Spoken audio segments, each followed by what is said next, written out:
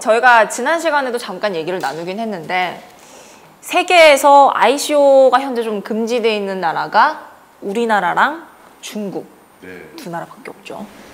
네, 지금 우리가 알고 있기로는 그렇죠. 네. 근데 이제 지금 우리나라는 분위기가 이제 조금씩 바뀌어가는 거라고 얘기들을 많이 하시는데 일단 법안이 이제 3개가 발의가 돼 있죠. 근데 이제 4번째가 지금 발의된다고 하는데 이제 4번째 내용이 이제 어쨌든 규제 안으로 들어오게끔 제도권 안으로 들어오게 해서 세금을 거둘 수 있는 그러니까 이제 양도세가 될지 뭐 어떤 이제 세목이야 추가적으로 논의가 돼야 되는데 그 법안이 지금 돼 있거든요. 이제 발의가 된다고 하니까 그게 이 지금의 분위기로 봐서는 어쨌든 미국과 같이 미국에서 하는 방향과 같이 가지 않을까. 그렇게 되면 아마 이 수익 때문에 이제 이 세율이 얼마나 될지 모르겠지만 뭐 이 부분들이 시장에 좀 긍정적인 사인이 되지 않을까 그런 생각이 듭니다. 그러면은 일본 같은 경우는 좀 어떤가요? 그 일본은 이제 일찌감치 뭐 그 제도권으로 일단은 흡수를 했죠. 뭐 아시겠지만은 일본 같은 경우는 이제 그 뭐 자금결제법이라 해서 뭐 우리나라에 아마 그 자본시장법 내지는 기타 이런 금융 관련 법 이런 법이 있는데 그 일단은 그 자금결제법을 통해서 일단은 그 동안의 상품이었는데 이 암호화폐를 갖다가 지급수단, 그러니까 지급 결제 수단으로 인정을 하면서 동시에 이제 아마 작년 7월부터인가는 그 이제 소비세, 한국으로 따지면은 이제 부가세라고 하죠. 소비세를 갖다가 이제 그 면제시켰습니다. 우리 아시겠지만은 이제 우리 금융거래, 그 은행에 가시면은 우리 이자를 주고받을 때 부가세가 없지 않습니까? 금융거래. 그래서 이제 금융거래는 부가세가 없습니다. 그래서 아마 그런 차원에서도 일본에서도 소비세라는 거는 상품, 용역을 서로 주고받을 때 부과된 세금이 소비세거든요. 그래서 이 암호화폐에 대해서 소비세를 폐지했다는 얘기는 이제 암호화폐가 더 이상 상품이나 용역이 아닌 실질적인 금융수단이다. 그러니까 이제 뭐 일본은 사실 지금도 표현이 암호화폐를 갖다가 가상통화라고 합니다. 가상통화. 통화는 통화예요. 근데 앞에 가상이 붙습니다. 그렇죠? 근데 그러니까 이제 반금융, 반화폐 정도로 인정을 했다는 얘기죠. 그러니까 정식적인 지급 결제 수단이다라고 이제 확실하게 정의를 내렸습니다. 일본은. 또 하나 제가 보시면은 이제 우리 왜 이게 이제 소비세 폐지가 왜 의미가 있냐면은 이제 그 어떤 상점에서 고객으로부터 우리가 이제 그 예를 들어 커피를 한 잔 팔 때 만약에 거기 소비세가 붙으면은 그 소비세를 갖다가 고객한테 전가를 시키면은 커피값이 비싸지겠죠. 그 다음에 그 소비세를 전가를 안 시키고 그거를 우리 가게 주인이 만일 받는다, 자기가 감수한다 그러면은 본인은 손해를 보겠죠. 그럼 어떻습니까? 그러면 이제 이 그 암호화폐를 통한 그 상품 거래가 활발성이 좀 떨어지겠죠. 그래서 그 소비세를 아예 없애버리면은 그 돈을, 그러니까 암호화폐를 내고 커피를 마시는 사람이나 커피를 파는 사람이나 서로 부담이 없겠죠. 그래서 일본에서는 이제 그 암호화폐 거래가 굉장히 활발해질 수 있는 기틀을 마련한 게 바로 소비세 폐지입니다. 결정적으로. 그래서 그 소비세 폐지에 대해서도 국내에서 상당히 뭐 어떻게 부러워하는, 그렇죠? 봐라 일본은 이렇게 굉장히 이제는 굉장히 앞서간 거죠. 뭐 죄송한 얘기지만은 뭐 한국이나 중국은 뭐 아이쇼 뭐 금지시키고 뭐 거래소 폐쇄한다고 하는데 일본은 일찌감치 이 암호화폐를 아예 그 정상적인 지급 결제 수단으로 인정하고 있습니다. 근데 이제 소비세 부분은 사실 조금 이제 물음표가 생기는 부분은 이게 기존의 이 생태계에 큰 변화가 올 거거든요. 만약에 암호화폐, 그러니까 이제 일본에선 가상통화, 뭐 이 코인을 가지고 우리나라에서 그걸로 인정을 해서 만약에 소비세 없이 일반 금융거래하고 준하게 거래가 일어난다고 하면 기존의 이 결제 관련된 시장이 굉장히 크단 말이죠. 네, 뭐 신용카드도 있고, 뭐 각 그 은행에서 발행하는 직불카드도 있고, 그 붙어 있는 벤사들도 있고, 이 굉장히 큰 규모의 이 생태계가 굉장히 흔들릴 수 있죠. 물론 이게 단기적으로는 쉽지 않겠지만. 그러니까 이게 단순히 이게 소비세가 없다라고 하는 거, 소비세를 없앴다라고 하는 게 단순히 이 거래에 대한 암호화폐 거래에 대한 진흥보다 더 큰 문제들이 또 야기할 수 있지 않을까. 이게 이 부분은 조금 더 신중하면 어떨까 싶어요. 그렇게 돼야만 왜냐하면 이게 섣불리 가다가 확 막히는 수가 있거든요. 또. 네.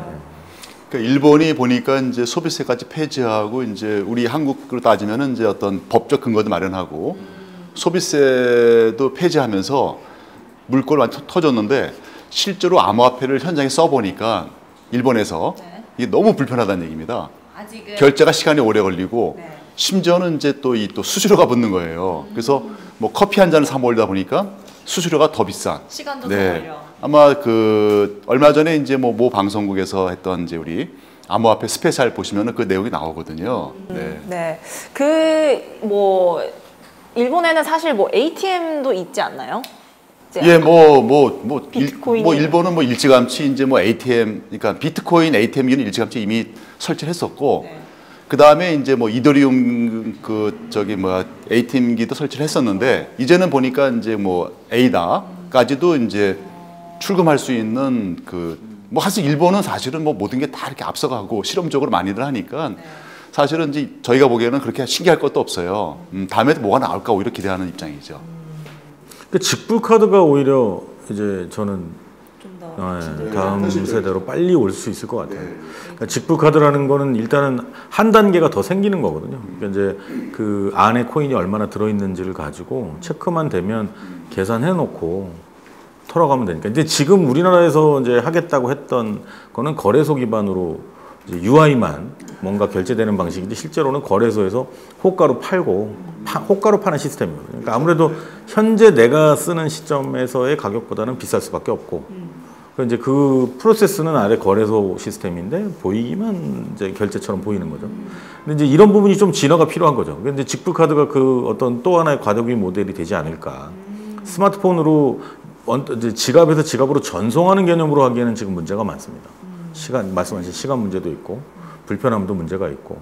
근데 이제 그렇다 보니까 이제 뭐 직불 카드나 아니면 뭐 그 앞서 우리가 얘기를 나눴던 것처럼 콜드 월렛에서 뭔가를 바로 보낼 수 있는 장치라든지 뭐 이런 아이디어들이 좀 필요하지 않을까 싶어요. 좀 편의성을 뭔가 좀 더 살릴 수 있는. 그렇죠. 그렇죠.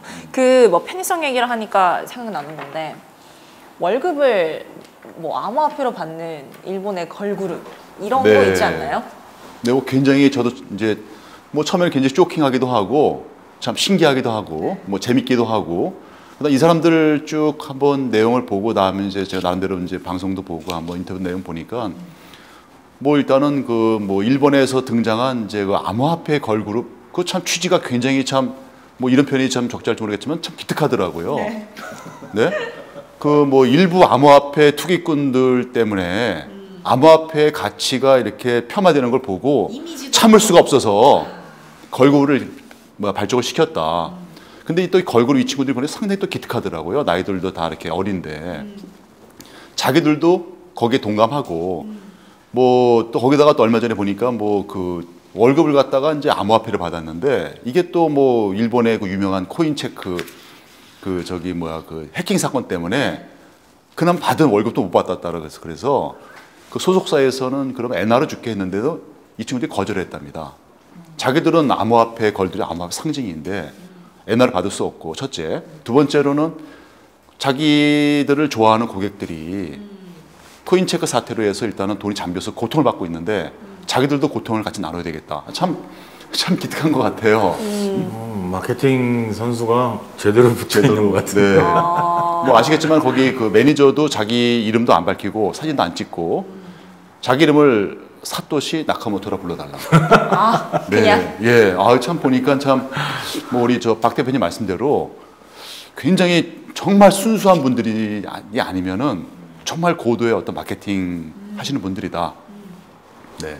이렇게 산업에서 활용하는 사례가 계속 나올 것 같아요. 그러니까 지금 이제 우리 ICO 하는 준비하고 있는 이제 내용 중에 이런 스타들 관련된 거를 담아보겠다고 하는 사업도 있습니다. 그래서 뭐 스타들별로 토큰을 만들고 뭐 거기서 이제 투자도 받고 또 팬들이 이제 그 토큰을 사게끔 하고 뭐 이제 이런 것도 있는 것처럼 이제 그런 식으로 퍼져 나가는 거죠.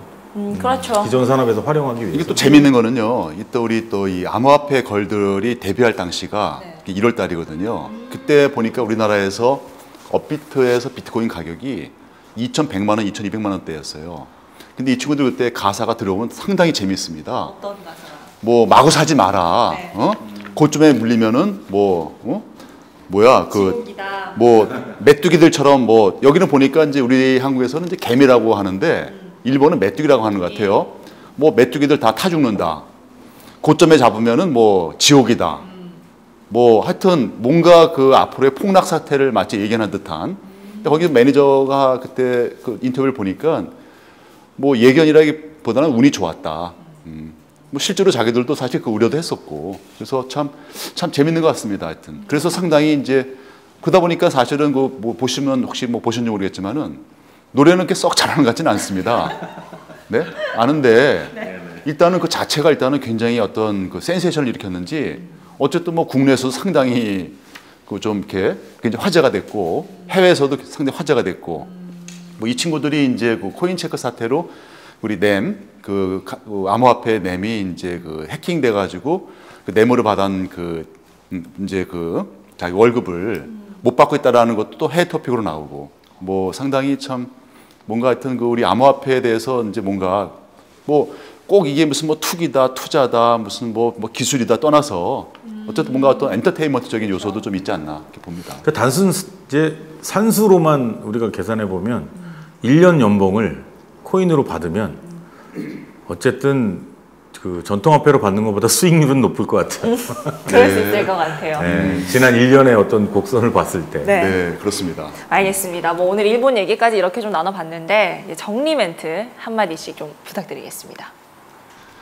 네, 어쨌든 그 뭐 이제 우리가 이제 그 우리 암호화폐 일본에서 이제 그 등장한 암호화 걸도 얘기를 했지만은 결국은 이제 우리가 암호화폐의 어떤 그동안의 부정적인 면들이 많이 부각이 된 것 같은데 뭐 앞으로는 좀 우리 암호화폐가 어떤 긍정적인 면도 있고 그 다음에 이제 뭐 이제 국내에 이런 이제 암호화폐 관련된 우리 기술 기업들도 해외로 뻗어나갈 수 있는 그런 이제 좀 여건을 좀 만들어야 되겠다 이렇게 생각합니다. 네, 대표님. 그 코인에 대한 ICO 아이디어라 그래야 될까요? 코인 아이디어 그런 걸 방송 프로그램에 나와서 재미있게 얘기하는 그러니까 창업 투자 받기 위해서 이제 모 방송국에서 하는 것처럼 그렇게 딱딱하게 하지 않고 그냥 너무 그냥 재밌게 예, 그런 방송 프로그램이 하나 나오면 어떨까? 그러면 젊은 친구들도 굉장히 재밌게 출연할 수 있을 것 같다는 생각도 듭니다. 그런 걸 한번 만들어 볼까요? 네. 오늘 여기까지 두 분과 함께 얘기 나눠봤습니다.